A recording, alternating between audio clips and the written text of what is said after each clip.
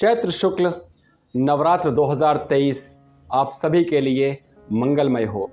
आज हम बात करेंगे कि यह कौन सा मुहूर्त होगा जिस मुहूर्त में हम इस पूजा पाठ को करें और इस नवरात्रों में माँ का आगमन किस प्रकार का होगा और उस आगमन से हमें किस प्रकार के फल मिलने वाले हैं। नमस्कार मित्रों, मैं राहुल मिश्रा और पुनः आप सभी का हमारे YouTube चैनल पर स्वागत है। यदि आप पहली बार इस चैनल पर आए हैं तो हम आपसे अनुग्रह करेंगे कि कृपया चैनल को लाइक, सब्सक्राइब और वीडियो को शेयर अवश्य करें। चलते हैं विषय पर। देखिए, मैंने आपको पहले ही बता रखा है कि मिथिला पंचांग के अनुसार कुछ बहुत ही अच्छे जो हमारे संस्कृत में वर्णित शब्द हैं, मैं पहले उसकी व्याख्या आपको बताता हूं ताकि हम जान पाएं कि यह आगामी नवरात्र हमारे लिए किस प्रकार का फल लेकर आ सकते हैं। देखिए, मंत्र कहता है, शशि सूर्य गजारूणा शनि भौम तरंग में गुरु शुक्र च दोलाया बुध नौका प्रतिकीर्ता गजे च जलदा देवी छत्रभंग तुरंग में नौकाया सर्व सिद्धयात डोलाया मरुणम ध्रुवम। अर्थात नवरात्र इस बार बुधवार को है। जो नवरात्र का प्रारंभ है वह बुधवार से है और इस बार माँ की जो सवारी है, माँ का जो आगमन है वह नौका पर है।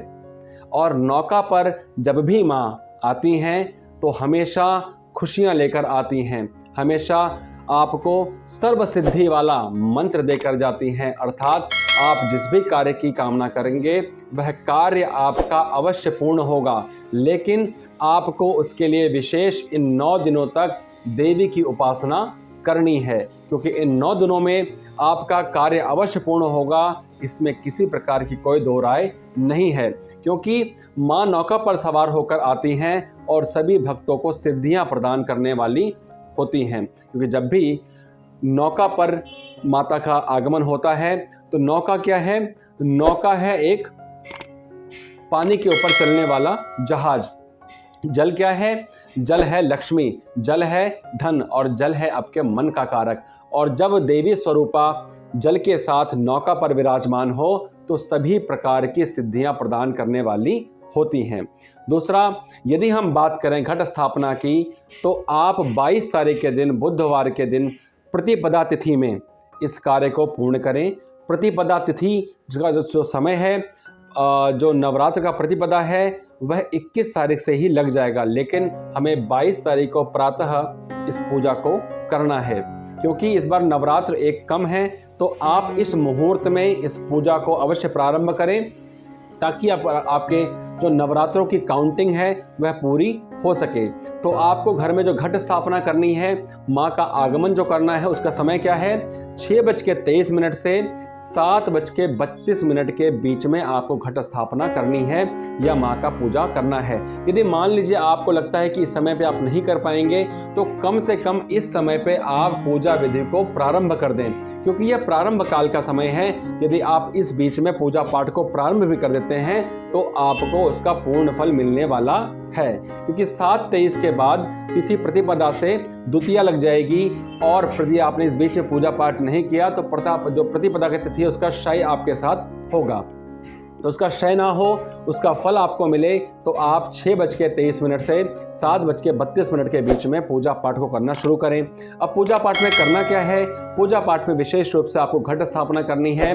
माँ का स्वरूप लेकर आएँ, माँ का प्रतिमा लेकर आएँ, माँ का विग्रह लेकर आएँ और उसका जैसा आपसे हो सके वैसा पूजा पाठ करना शुरू करें। देखिए, यहाँ पर कोई नियम ऐसा नहीं है कि माता जी को क्या चढ़ाया जाए, क्या नहीं चढ़ाया जाए। देवी हमेशा भाव की ही भूखी होती हैं। जिस भाव से उनको आप भजोगे उसका पूर्ण फल आपको अवश्य प्राप्त होगा। लेकिन विशेष रूप से आपको क्या करना है? आपको कम से कम पंचोपचार से पूजा अवश्य करनी है। पंचोपचार में आप क्या कर सकते हैं? धूप, दीप, नैवेद्य या गंगा जल या जल से स्नान कराएं, माँ को लाल रंग की चुन्नी अर्पित करें और जो भी यथा सामान आप जिसके लिए भी आपको लगता है कि यह मैं कर सकता हूँ या मेरे लिए संभव है वैसी सेवा अवश्य करें। क्योंकि पहले दिन ही माँ शैलपुत्री का आगमन होता है, जो कि अपने आप में ही स्वतः पूर्ण मानी गई हैं और इन देवी की पूजा करने के लिए आप पीले रंग के वस्त्रों का उपयोग करें। तो आज नहाने के बाद आप पीले वस्त्र को धारण करें और धारण करने के बाद घट स्थापना करें। यदि ब्राह्मण आपके घर में आके घट स्थापना कराते हैं तो बहुत अच्छी बात है। यदि आप अपने आप घट स्थापना को करते हैं तो विशेष रूप से करना क्या है, आपको संकल्प करना है। संकल्प में आपको बोलना है कि मैं 9 दिन तक, अगर आप पूजा पाठ करना चाहते हैं या व्रत करना चाहते हैं तो आज संकल्प करें कि आज से 9 दिन तक आप माँ भगवती के शरण में रहेंगे। धूप दीप नैवेद्य अर्पित करें। नैवेद्य मीन्स मीठा या ऋतु फल, अर्थात जो फल मार्केट में आ रहे हों, जिनका समय चल रहा हो, उन फल को भगवान को अर्पित करें।